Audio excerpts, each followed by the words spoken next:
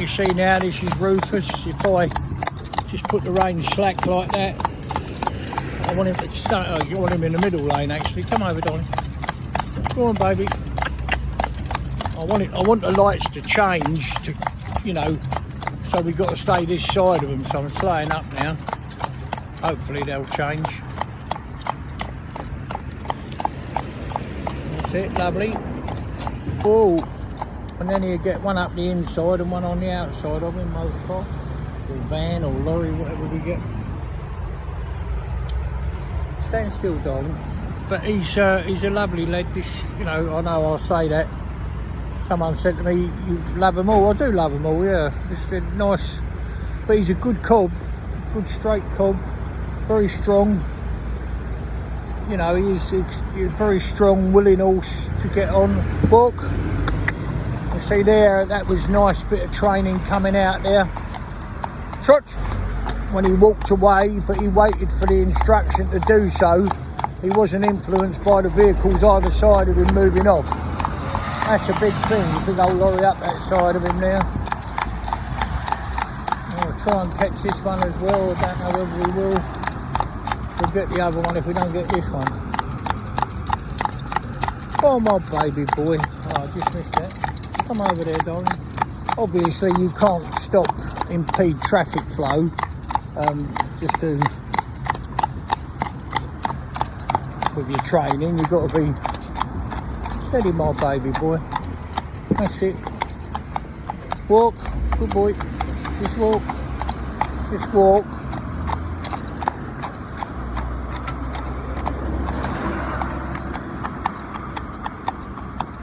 So as you see, we've come through them lights now and we're on there and we're coming round. And this little fella will walk amongst all this traffic. There should be some coming up the other side of us as well. And yeah, he's just a happy little fella doing his job. I'm going to come over to this lane once this van's gone.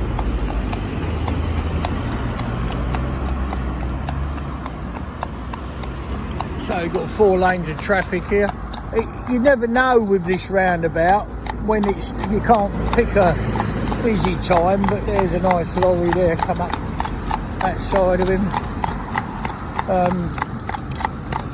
And obviously the roundabouts are good because you've got traffic coming up the inside of them, which if you think about it, it's not going to happen very often, is it? You know, unless you're going to drive in heavy traffic. Come on. And then you've got slip roads joining a road maybe and that type of thing. But no, he's going lovely. He's a nice horse. Oh, a cob really. I know they all, you know, all the horses we do end up doing the same thing. This one's been here 7 weeks. 8 weeks he'll be here in total, I think. You know, by the time the owners pick him up, it'll be 8 weeks. But you've got to be careful with his weight, you know. I mean, obviously, he wasn't doing a great deal at home, nowhere near what the work he'd do here, nowhere near.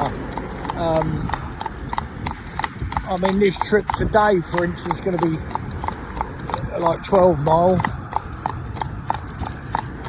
So, you've got to put the food in, the fuel, haven't you, to give him the energy and strength to do the job you're asking him to do. Steady, my baby. Just walk, my little friend. There's a good boy. Yes, you are, you young rascal. Yes, you are. You listening to me?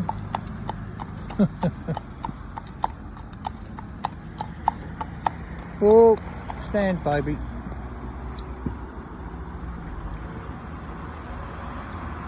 See that? Walk. So again, showing you that car went. He don't go till he's told. Trot, baby. Trot, my darling. Let's go over these lights. That's it.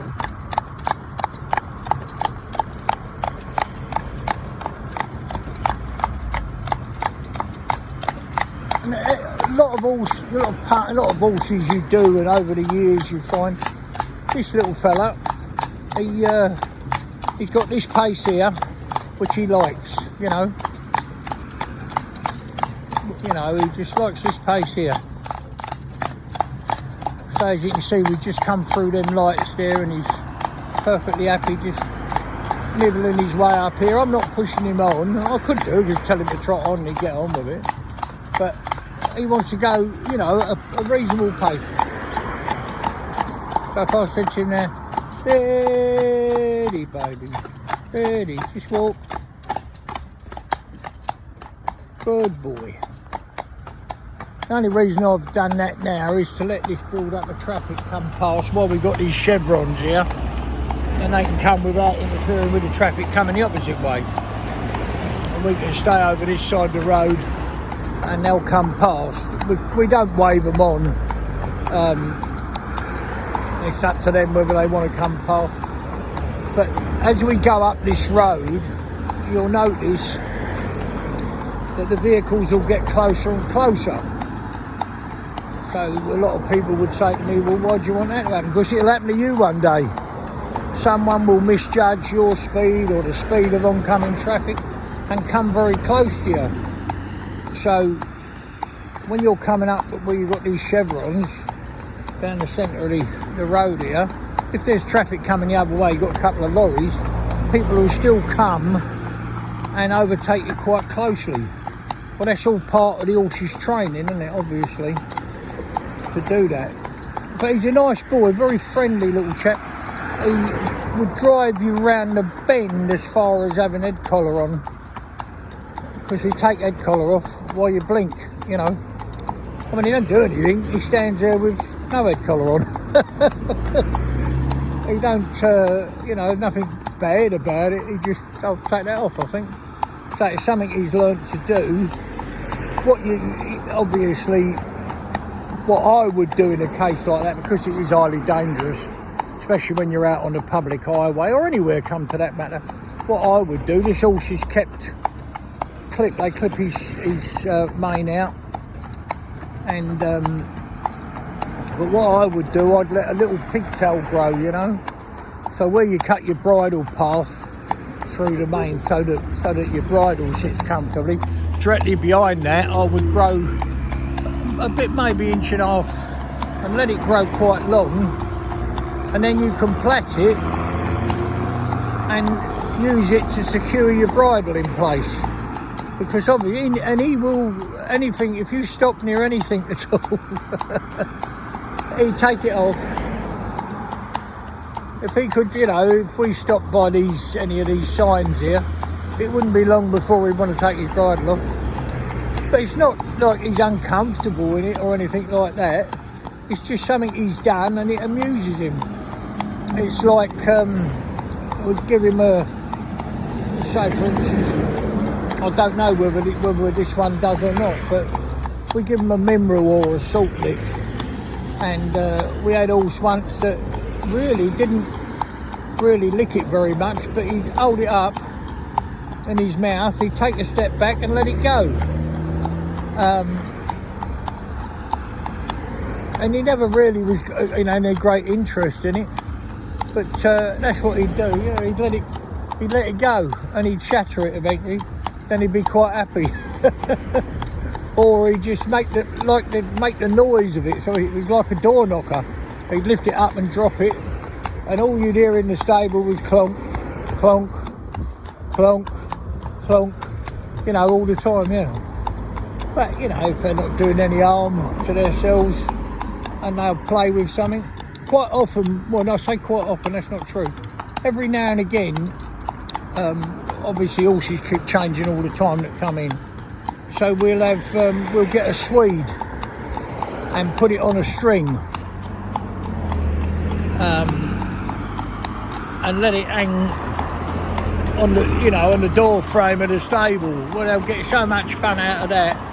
And I'm sure they're not really interested that much in eating it. They will eat it, you know, but when you see it's fallen down, they don't spend the whole time, you know. So here's a prime example. The reins as slack as you want to be, and he'll just continue walking. And you can say, well, you know, all your films are like what they are, and that's why people send them here, so that they're safe, confident and happy. And he's certainly happy and he's safe, and he's got all the confidence in the world, isn't he? I mean, look at this. Here, brakes going off by the side of him, clonking gearbox. I don't know if that was a clonking gearbox. I don't know much about mechanics, but it was a clonk anyway.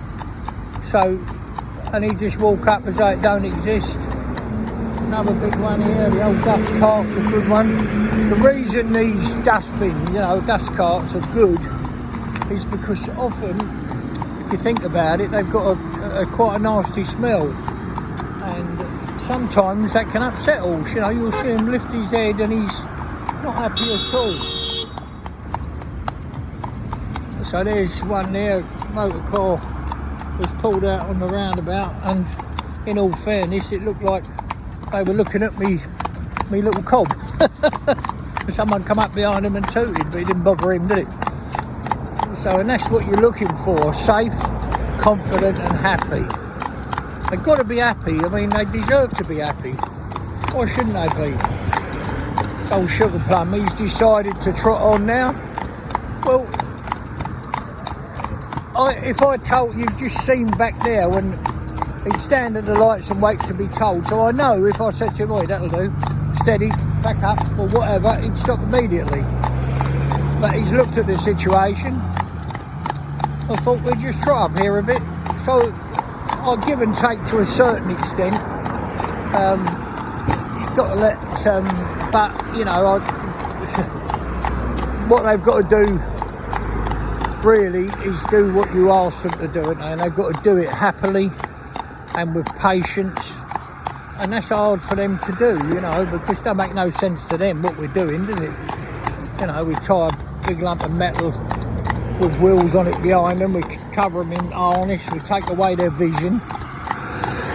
And if you say to me, what do I mean? Well, if you get any charts, any chart out, look online and ask for the sight line of a horse, and you'll find with his head up and erect, he'll stand up. Come on, babe, come over there a little bit. That's it. I'm just keeping him over here to encourage anything to come past that wants to, you know. Come on, baby. If you look at the sight line of a horse, with his left eye, he can see over his right quarters. So you've got, you know, and the same in the front, from his forehead for about, we're talking about big the horse is, but anywhere between 6 and 9 inches out, you can't see a thing there because his eyes are on the side of his head, aren't they, not on the front. So when you think you put the blinkers on, there's no question of doubt you take 80% of their vision away.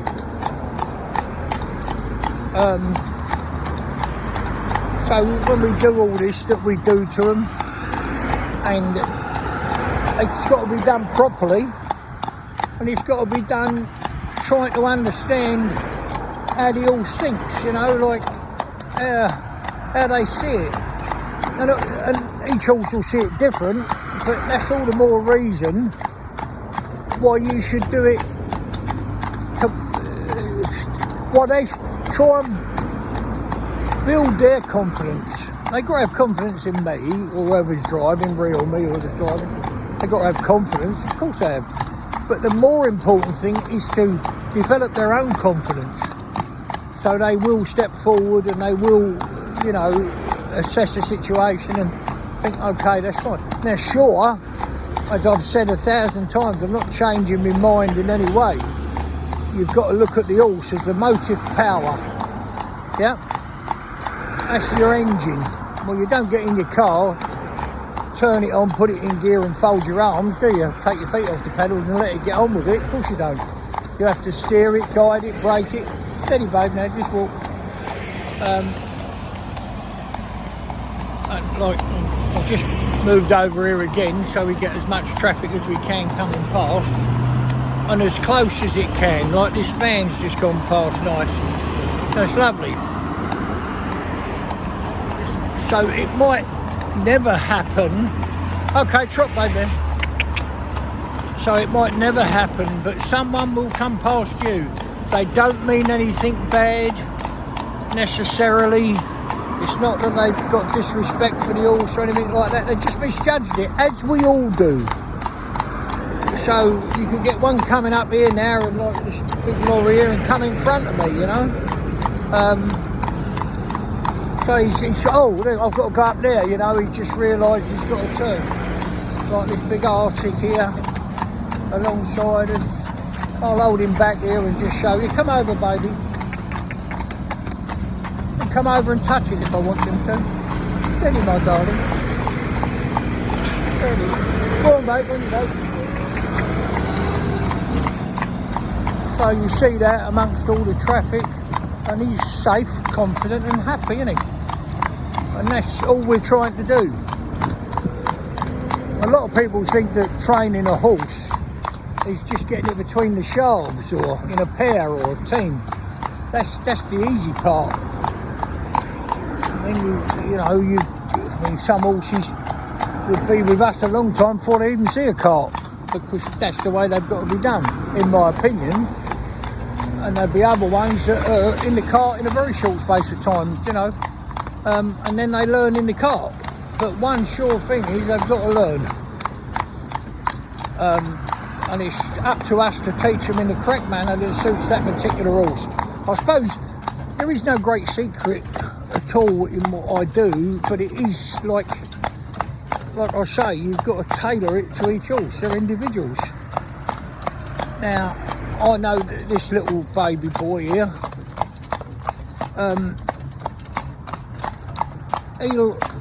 he'll tell me in a minute. Well, not in a minute. He'll go, I'll show you in a minute. So he'll go down to about this, coming up to these cars, this car cell, and he's going to slow up, right? Now I'm doing nothing more, watch me reins, I'm doing nothing more at all than, you know, just asking him to, not asking him, but I'm not asking him to slow up, but there, I'll tell you. He slow up and have a little walk. So he's been down here, obviously, a few times. He's been in a town situation and come out the town. And he's definitely got enough savvy to work out where I'm out the town now. There's not the volume of traffic, there's not the noise of the traffic. So we'll have a little stroll. Now, I know that sounds like it's going against what I'm saying because I've allowed him to do that. But I want to see how much he's learned and picked up, you know, so he goes, yeah, we'll have a little walk along here. That's lovely. So that's what we do. If I called him up now, he'd chop straight away, no trouble at all. But it's a bit hard to understand, perhaps. But the point of what I'm trying to do is, look at this man, look. God bless you. Thank you very much for that. That's very kind.